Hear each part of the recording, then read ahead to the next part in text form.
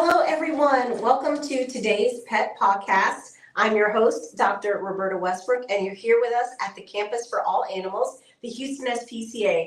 And I'm so glad that you're joining us today. We hope to give you a lot of wonderful information. You know, what we're talking about today is what to expect when your female dog or cat is expecting.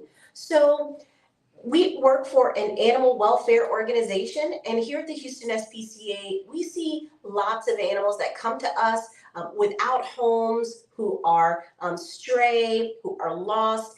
And, you know, sometimes pregnancies in our pets are unexpected. And sometimes if you find a lost or stray animal, you may take in a lost or stray animal that's pregnant, and maybe you didn't know it. And so we want to make sure that whether or not it's an unexpected pregnancy or you find an animal that's pregnant and you don't know what to do, that you're properly prepared for it. So we'd like to give you some tips today to know how to handle a pregnant pet that you have. We always recommend spaying and neutering so that we can make sure your pets live long, healthy. Pregnancy in your pet. In time, I want to introduce you to Muriel. Muriel, pet of the week. She's a 3-year-old, a Labrador mix, and you know, Muriel came to us as a stray, a lost dog, and you know, we expect that or two previously based on her physical exam and things that we've noted. And so she probably had a litter or two before she came to us. And we thought we would discuss today what that's like if you have a pet or you found a lost pet that may be nursing puppies or kittens, and how we may be able to help you do that smoothly. So please come on down to our shelter, meet Muriel. She's a wonderful dog. She'll make a wonderful household pet for you. So please come on down to Adoption Center any day from 11 a.m. to 6 p.m. and visit with Muriel and all of the pets that we have available for adoption. So let's talk about what to expect if you have a pregnant pet in your home.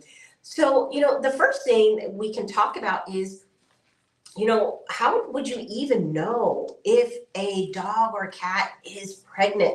What might be some signs? Because it certainly might be a surprise. You may not be expecting it. And so how might you know? You know, particularly if you found a stray or lost pet and you don't know that they're pregnant.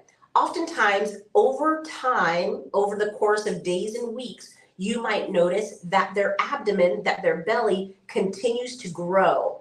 Now, it can be confusing because sometimes their belly will continue to grow if they have not had proper nutrition in the past, and now you're feeding them, and now they're eating a lot. It could look like their stomach is growing, like their abdomen is growing, but generally if it's because of food and because they're eating, it won't always look large and it will not continue to grow. But if you're noticing that the abdomen is starting to grow, it never looks slim again, and you notice mammary development, so if you're noticing that the nipples grow as well, and becoming enlarged, it could be that your pet could be pregnant. And so does the vet, can they determine of how many to expect? Right. So if you're concerned that you have a pet that's pregnant and you're not sure, but you're seeing maybe some early signs, please get your pet to a veterinarian. What we'll do as veterinarians is a couple of things. We'll start with our physical exam. With a physical exam, we can palpate the abdomen. And if your pet is at least 30 days or 30 to 35 days, sometimes we are able to feel the small swellings in the uterus just with our hands. It depends, not all the time, but sometimes we can actually palpate that. But better ways to tell whether your pet is pregnant is the veterinarian will take x-rays and or perform an ultrasound. That will allow us to see the fetuses in the abdomen and to determine how many there are. Now, we usually are not able to determine a specific due date for the pregnancy unless we know when the female was bred by a male, because the gestation period for dogs is about 60 days, and it's really the same for cats. It can be about 60 days, sometimes 63, 64 days. So we're looking at around about 2 months. But unless we know when the mating happened, it's hard to determine a specific day.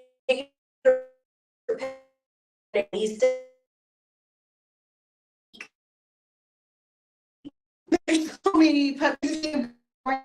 That's a great point. It's a very short period that stays, and so we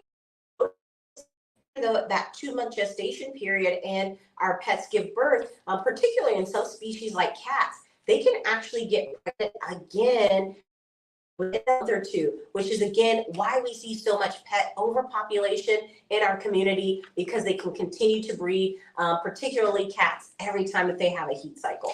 And then while they're pregnant, is there anything different we need to do, like diet, or do you do warm or anything like that? Yes. So when a pet is pregnant, nutrition and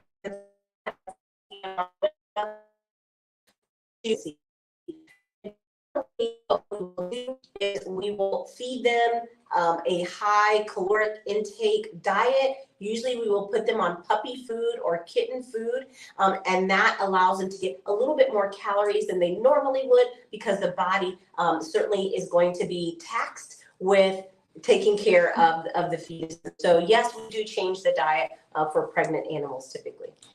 And then, so if we want to have a pet that's pregnant, or like obviously helping a rescue out, what are the signs for that they're going to give birth? Right. So if you have a pet and you maybe didn't know that they're pregnant, or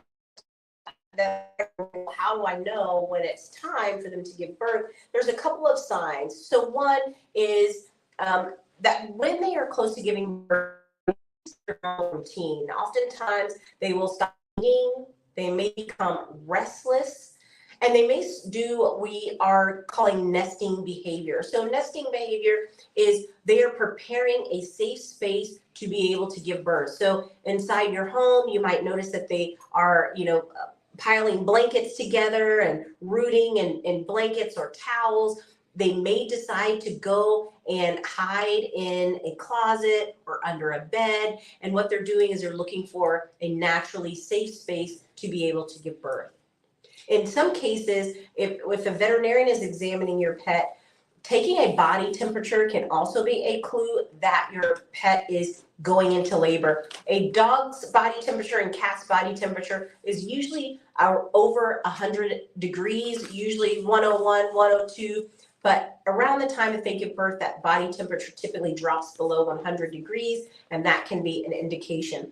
You may also notice that the mammary glands begin to develop and release milk. So close to giving birth, milk production is going to increase, and you may notice that the mammary glands get enlarged, and you may notice that there is milk production there. That will also happen usually within the last week of pregnancy. All right, and then it's, once it starts, what should I do? How can I help? Or do we just let mom do all the work? Most of the time, we don't want to intervene and we let mom do all the work. It's best just to let it happen naturally.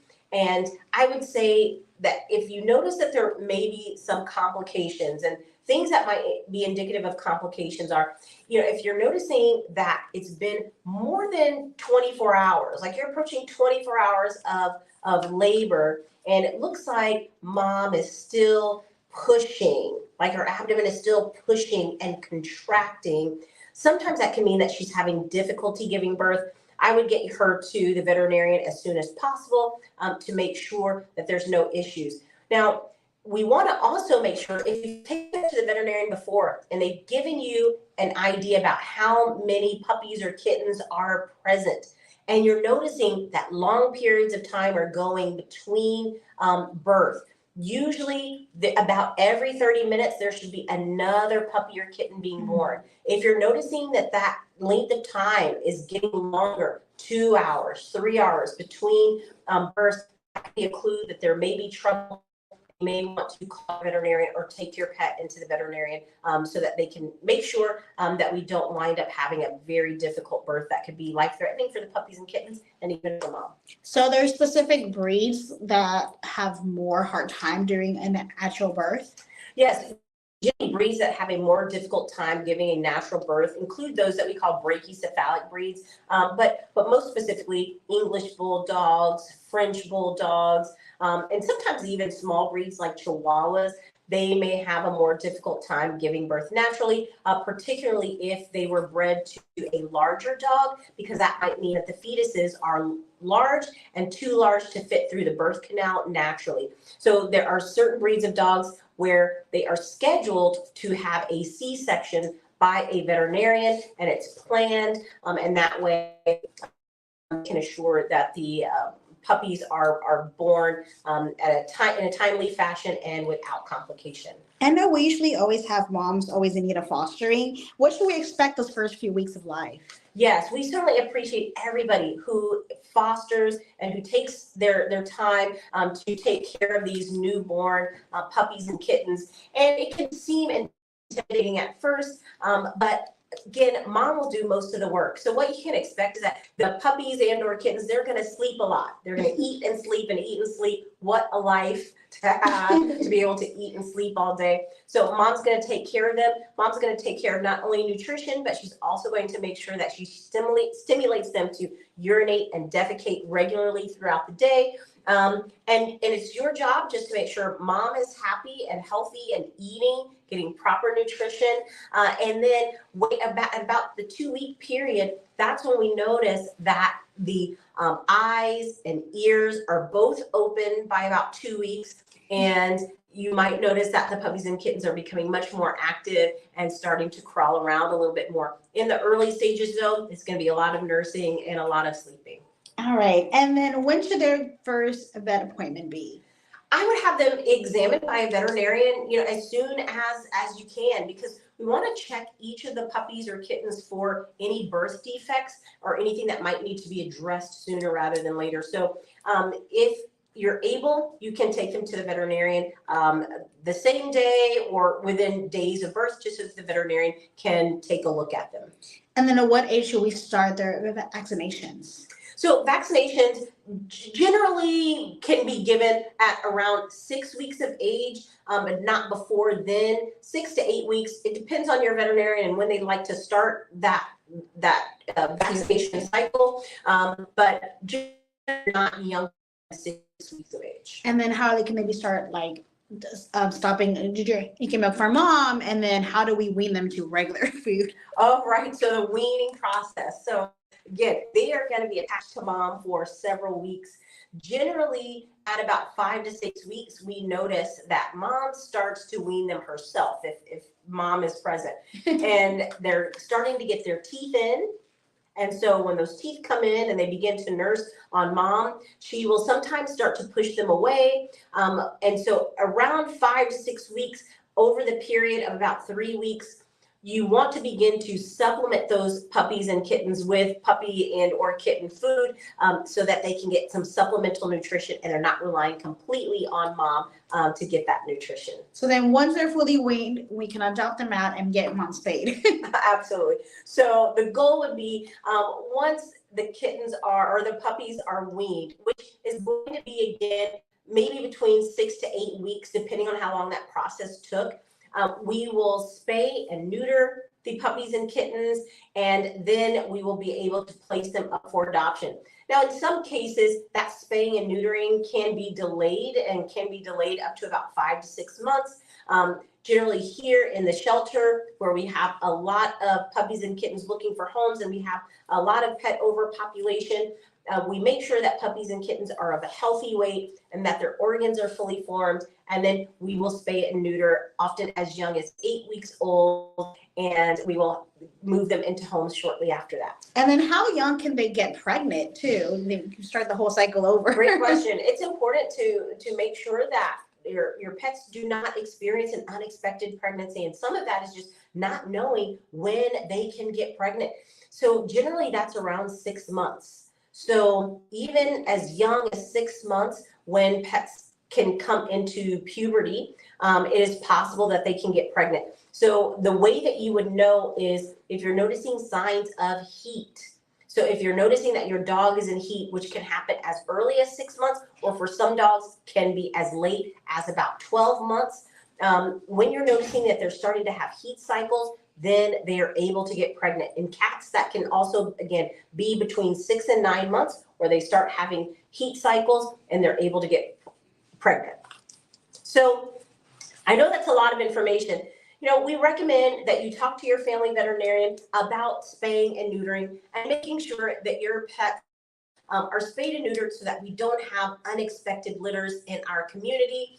And if you have questions about spaying and neutering, please reach out to us. We'll be happy to help you or contact your family veterinarian. And of course, if you do want sweet like puppies and kittens, you can always foster. Absolutely. You can always help by fostering some of those puppies and kittens that were born that maybe were unexpected, but we would love to be able to have you as part of our extended family and foster some of the puppies and kittens that will be available for adoption soon. So we appreciate you listening to us here at the Pet Pawcast. Now, we do have an exciting event going on the weekends at Neiman Marcus in the Galleria. It's our 35th year of Homes for the Holidays. Homes for the Holidays is our annual adoption event where we partner with Neiman Marcus in the Galleria to find puppies and kittens new homes. So take a trip, bring your family and friends, go on out to the Galleria this weekend. Our team will be out